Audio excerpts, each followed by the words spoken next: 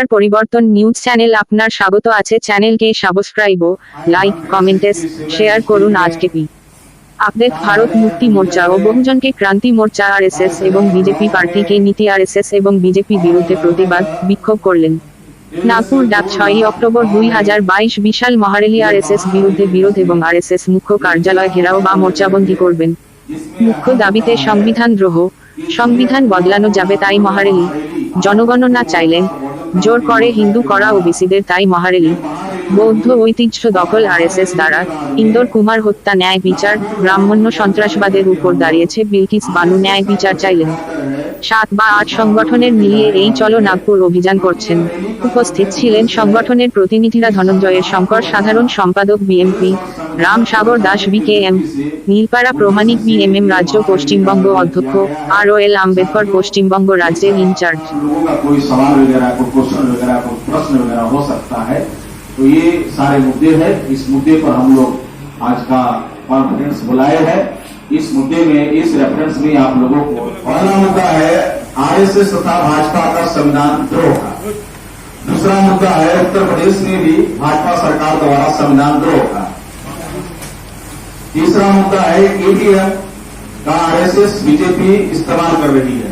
चौथा मुद्दा है ओबीसी की जातीय आधारित गिनती न करने के विरोध में। पांचवा मुद्दा है संविधान बदलने की साजिश के विरोध में। छठा मुद्दा है आरएसएस के द्वारा आदिवासियों को जबरदस्ती हिंदू बनाया जा रहा है, इसके विरोध में। आठवां मुद्दा है आरएसएस भाजपा के द्वारा ओबीसी को जबरदस्ती हिंदू बनाने का काम चल रहा है, इसके विरोध में। नौवां मुद्दा है आरएसएस के द्वारा बौद्ध विरासत पर कब्जा किया जा रहा है, इसका विरोध में।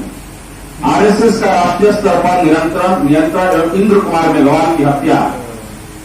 11 नंबर का आरएसएस राष्ट्रवाद ब्राह्मणी आतंकवाद पर खड़ा है। यह देश हमारा नहीं है, इसलिए हमें इस देश के संविधान के खिलाफ था। 12वां मुद्दा है बिल्किस बानो का न्याय कहां मिला। और 13वां मुद्दा है फोन टैपिंग के विरोध में। ये 13 मुद्दे पर। अच्छा, एक तो 11 मुद्दा मेरे को दिखाई दे रहा है। यहाँ पर ब्राह्मणवाद को लेकर आप बोल रहे हैं, क्या है ये? आखिर ब्राह्मणवाद से आपको आरएसएस के द्वारा बीजेपी का कैंडिडेट नॉमिनेट किया गया था, ये आप लोगों को जानकारी होगी। तो आरएसएस ने पहले नरेंद्र मोदी जी को कैंडिडेट के नॉमिनेट किया। नॉमिनेट कैंडिडेट को फिर जनता ने उसको इलेक्ट किया, पीएम बनाया। इसलिए आरएसएस के द्वारा ये किया जा रहा है। अगर नरेंद्र मोदी अपने आप को बोलता है कि मैं ओबीसी का प्रधानमंत्री हूं, मैं ओबीसी कैटेगरी से आता हूं, तो फिर ओबीसी का जनगणना क्यों नहीं कर पा रहा हूं? किसका डर लग रहा है उनको जनगणना करने के लिए? वो देश का प्रधानमंत्री है, प्राइम मिनिस्टर है, पावर उनके पास में है, वो कर सकते हैं जनगणना। यदि जनगणना नहीं कर रहा है तो क्यों नहीं कर रहा है? क्या इसके पीछे, क्या कारण इसके पीछे है? क्यों नहीं कर रहा है? वो इसीलिए नहीं कर रहा है क्योंकि वो आरएसएस के द्वारा प्रोटेक्ट किया गया है। संविधान का नाम कि भारत अभी मुक्त नहीं है। हम अंग्रेज से तो आजाद हो गए, मगर बाबा साहब अम्बेडकर ने 15 अगस्त 47 के बाद आजादी मिलने के 4 साल बाद उन्होंने पंजाब में स्पीच किया, रिकॉर्ड में है। बाबा साहब अम्बेडकर कह रहे हैं कि अंग्रेजों से कह रहे हैं कि आप दुनिया वाले पूछो कि हमको जो आजादी मिली, जो फ्रीडम ऑफ स्पीच की बात कर रहे हैं, जो आजादी की बात कर रहे हैं, क्या आज जो देश के रहने वाले लोग उनकी आजादी की बात कर रहे हैं या देश की आजादी की बात कर रहे हैं? ये बाबा साहब अम्बेडकर का कहना था। इसीलिए हम इस बात से सहमत नहीं है कि हम आजाद हैं।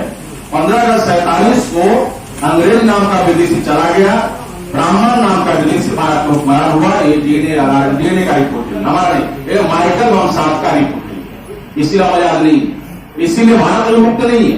भारत आजाद हुआ मगर भारत के लोग आजाद नहीं है, इसलिए भारत के लोगों को आजाद करने के लिए यानी मुक्त करने के लिए ये भारत मुक्ति मोर्चा बनाया गया। दूसरा है बहुजन क्रांति मोर्चा। बहुजन क्रांति मोर्चा नाम का कोई संग्रह नहीं है। एक हमने अम्ब्रेला प्लेटफॉर्म दिया हुआ है कि शेड्यूल कास्ट का, शेड्यूल ट्राइब का, ओबीसी के अंदर बहुत सारे संगठनाएं चलती है। जाति के नाम पर, महापुरुष के नाम पर अलग अलग संगठनाएं चलती है। उन संगठनों को एक कॉमन प्लेटफॉर्म दिया गया है एक कॉमन प्लेटफॉर्म दिया गया जिसका नाम है बहुजन क्रांति मोर्चा। ये आप लोग अलग अलग शरण बना के आप शरण चला रहे हो, मगर कॉमन मुद्दे पर, कॉमन एजेंडे पर हम लोगों को एक मोर्चा बना करके हमारा भारत मुक्ति मोर्चा और क्रांति मोर्चा ये नॉन पॉलिटिकल ऑर्गेनाइजेशन नहीं है, ये सामाजिक संगठन नहीं है। आप बोल रहे हैं कि ये संगठन है आपका, तो एक संगठन दूसरा संगठन का विरोध क्यों कर रहा है, पहला बात। और दूसरी बात है कि भारत सरकार में तो मोदी जी बैठे हुए हैं, कोई भी बैठे तो आपका विरोध सबसे पहले आपका संगठन है, तो संगठन के एक संगठन से दूसरे संगठन का विरोध क्यों? क्योंकि ये लोकतंत्र है ये, और लोकतंत्र में विचार से सहमत होना कोई जरूरी नहीं है। हमारा विचार अलग है, आपका विचार अलग है, विचार सहमत क्यों जरूरी है? क्योंकि डेमोक्रेसी विचारधारा पर खड़ी है। टाइम्स ऑफ इंडिया में अंग्रेजी अखबार में खबर छपी है 2001 में, आप उसको पढ़ लीजिए। मैकल और साथ का रिपोर्ट है ये। R.L. अम्बेडकर, भारत मुक्ति मोर्चा, राज्य प्रभारी, पश्चिम बंगाल। ये रैली का मेन उद्देश्य है देश और संविधान में जो आर्टिकल 19 है, आर्टिकल 19 को बचाने के लिए, संविधान को बचाने के लिए, देश को बचाने के लिए ये महारैली का आयोजन किया गया है।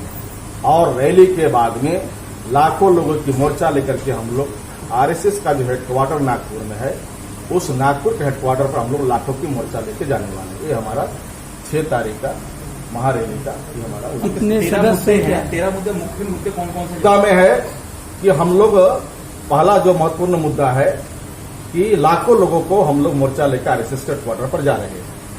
दूसरा मुद्दा हमारा है कि जातीय आधारित जनगणना ओबीसी का, जिसका संख्या इस देश में 52% है, 52% है, 31 के बाद में इस देश में गिनती उसकी नहीं हो रही है, जिसकी वजह से ओबीसी का बहुत नुकसान हो रहा है।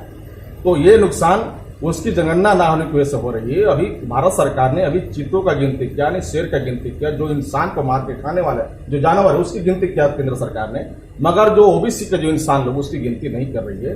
तो ये गिनती करे, इसके लिए हम लोग ये मुद्दा हमने रखा है। और इस पर हम लोग आने वाला समय में अक्टूबर के बाद समाप्त हम लोग 23 में भारत बंद भी करेंगे इस मुद्दे पर। तीसरा, कितना लोग जाएंगे?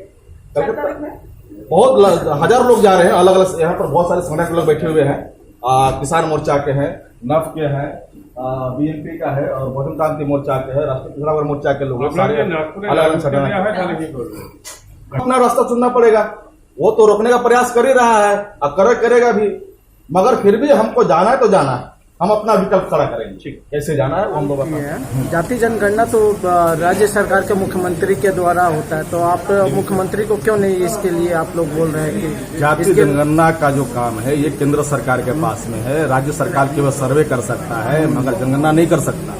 गणना करने का जो अथॉरिटी है वो सेंट्रल गवर्नमेंट का है। तो आप ये राज्य सरकार को तो पहले बताएंगे, तब तो आप ये सेंट्रल गवर्नमेंट जनाएगी। राज्य सरकार है तो जब राज्य सरकार के अधीन में जब गणना करने का मुद्दा ही नहीं है तो राज्य सरकार को बताने नहीं, राज्य सरकार, आपका राज्य सरकार ही जब जनगणना के पक्ष में नहीं है, तब फिर आप क्यों संगठन ऐसे सवाल क्यों उठा रहे? ये बता रहा है, ये सेंट्रल गवर्नमेंट का मामला मुद्दा है, ये राज्य सरकार का मुद्दा नहीं है। ये तो हमको राज्य सरकार को पकड़ना है ना, केंद्र सरकार को नहीं पकड़ना है ना, जिसका मुद्दा उसको पकड़ना है हमको। तो केंद्र को आप चिट्ठी लिखे हैं इसके लिए? केंद्र को चिट्ठी बार चिट्ठी लिखा जा रहा है। हर 10 साल बाद गणना करने का अथॉरिटी है केंद्र सरकार का, नहीं वो कर नहीं रहा वो।